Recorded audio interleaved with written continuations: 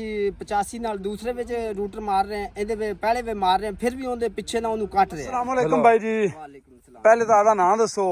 ਮੇਰਾ ਨਾਮ ਮੁਹੰਮਦ ਨਦੀਮ ਜੀ। ਮੁਹੰਮਦ ਨਦੀਮ ਭਾਈ, ਤੁਸੀਂ ਮਾਸ਼ਾਅੱਲਾ ਪਲਾਂਟਰ ਜਨਾਬ ਕਿਰਾਏ ਸ਼ੁਰੂ ਕਰ ਦਿੱਤੀ 850 ਤੇ। ਹਾਂਜੀ ਤੇ ਤੁਸੀਂ ਪਹਿਲੀ ਵਾਰ 850 ਚਲਾ ਰਹੇ ਹੋ? ਪਹਿਲੀ ਦਫਾ ਠੀਕ ਹੋ ਗਿਆ। ਪਹਿਲੇ ਤੁਹਾਨੂੰ ਲੀਵਰ ਇਹਦੇ ਸਮਝ ਵਿੱਚ ਆ ਰਿਹਾ ਸੀ ਕਿ ਨਹੀਂ? ਨਹੀਂ ਆ ਰਹੇ ਸੀ, ਨਹੀਂ ਆ ਰਿਹਾ ਸੀ। ਨਹੀਂ ਆ ਰਹੇ ਸੀ। ਤੇ ਨਾ ਹੀ ਪਿੱਛੋਂ ਟਾਪ ਲੈਂਕ ਦਾ ਸਿਸਟਮ ਸਮਝ ਵਿੱਚ ਆ ਰਹੀ ਆ। ਐਵੇਂ ਗੱਲ ਹੈ ਕਿਉਂਕਿ ਲਿਫਟੋਮੈਟਿਕ ਹੈ ਨਾ ਜੀ। ਅੱਛਾ, ਹਾਂਜੀ ਜੀ। ਤੇ ਹੁਣ ਉਹ ਤੁਹਾਨੂੰ ਚਲਾ ਕੇ ਦਿਖਾਇਆ, ਤੁਹਾਨੂੰ ਥੋੜਾ ਜਿਹਾ ਸਮਝਾਇਆ ਹੈ, ਹਾਂਜੀ। ਸਮਝ ਆ ਗਈ ਹੈ ਜੀ ਸਾਰੀ ਗੱਲ ਦੀ। ਬਿਲਕੁਲ ਆ ਗਿਆ। ਹੁਣ ਕੈਸਾ ਲੱਗ ਰਹੀ ਹੈ?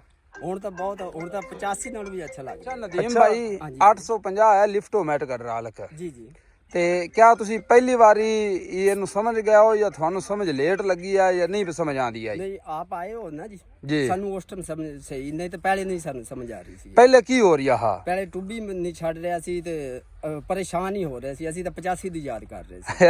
ਅੱਛਾ, ਹਾਂਜੀ। ਤੇ ਹੁਣ ਕੀ ਮਹਿਸੂਸ ਕੀਤਾ ਹੈ? ਹੁਣ ਤਾਂ ਉਸ ਤਰ੍ਹਾਂ ਸਾਨੂੰ ਬਹੁਤ ਅੱਛਾ ਲੱਗ ਰਿਹਾ ਵੀ ਕਿਹੜਾ ਨਾ 85 ਨਾਲੋਂ ਵੀ ਸਕੂਨ ਹੈਗਾ ਜੀ। ਅੱਛਾ, ਹੁਣ ਸਿਰਫ ਬਟਨ ਤੋਂ ਕੰਮ ਲੈ ਰਹੇ ਹੋ? ਬਟਨ ਤੋਂ ਕੰਮ ਲੈ ਰਹੇ, ਲੀਵਰਾਂ ਨੂੰ ਛੇੜਨਾ ਹੀ ਨਹੀਂ ਨਹੀਂ, ਛੇੜਨਾ ਜੀ, ਉਦੋਂ ਚਾਹ ਲੈਣਾ ਛੱਡ ਦੇਣਾ। ਚੱਕ ਲੈਣਾ।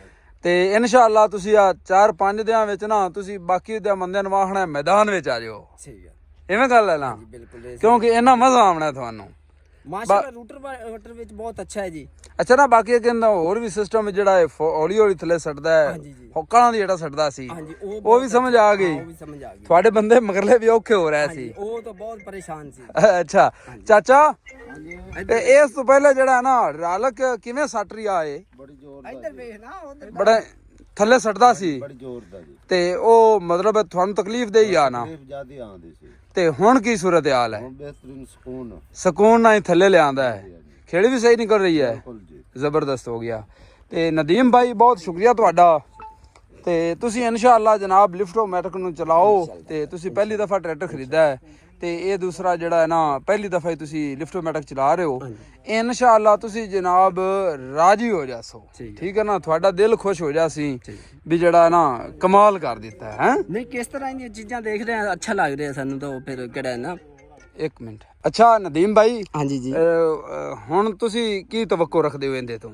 ਇਸ ਤਰ੍ਹਾਂ ਤਾਂ ਅਸੀਂ ਕਿਹੜਾ ਰੂਸੀ ਦੇ ਮੁਕਾਬਲੇ ਵਿੱਚ ਜਾ ਰਹੇ ਹਾਂ ਜੀ। ਠੀਕ ਹੋ ਗਿਆ। ਅਗਰ ਇਸ ਤਰ੍ਹਾਂ ਚੱਲੇਗਾ ਨਾ ਜੀ, ਹਾਂ, ਸਾਨੂੰ ਰੂਸੀ ਨਾਲੋਂ ਜ਼ਿਆਦਾ ਸਵਾਦ ਆਵੇਗਾ। ਹਾਏ ਕੀ ਬਾਤ ਹੈ।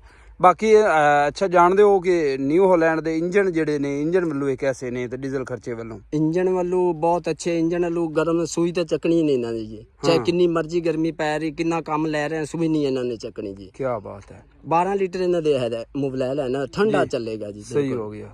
ਤੇ ਦੂਸਰਾ ਇਹ ਹੋ ਗਿਆ ਡੀਜ਼ਲ ਵੱਲੋਂ ਵੀ 85 ਨਾਲੋਂ ਵੀ ਕਮ ਖਰਚਾ ਹੈ। ਸਾਊਂਡ ਚੰਗਾ ਹੈ। ਹਾਂ, ਸਾਊਂਡ ਟੋਰਾ ਬਹੁਤ ਅੱਛਾ। ਅੱਛਾ ਹਾਂਜੀ, ਟੋਰਾ ਅਗਰ ਅਸੀਂ ਟਾਪ ਲੋ ਕਰ ਰਹੇ ਹਾਂ ਨਾ ਜੀ, ਤੇ ਟੋਰੇ ਦੇ ਵਿੱਚ ਕਿਹੜਾ ਹੈਗਾ ਸਾਡੇ 85 ਤੋਂ ਰੂਸੀ ਤੋਂ ਹੀ ਕੱਟ ਰਿਹਾ ਜੀ। ਅੱਛਾ ਹਾਂਜੀ, ਲੋਹ ਦੇ ਵਿੱਚ ਕੱਟ ਰਿਹਾ ਜੀ।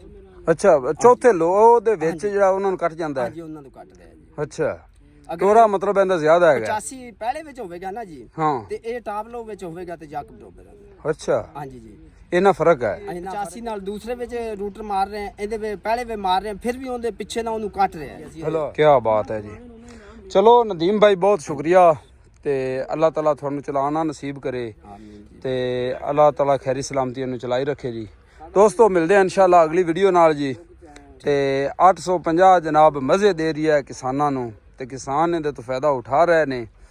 ਤੇ ਇਜਾਜ਼ਤ ਦਿਓ, ਰੱਬ ਰਾਖਾ। ਸ਼ੁਕਰੀਆ।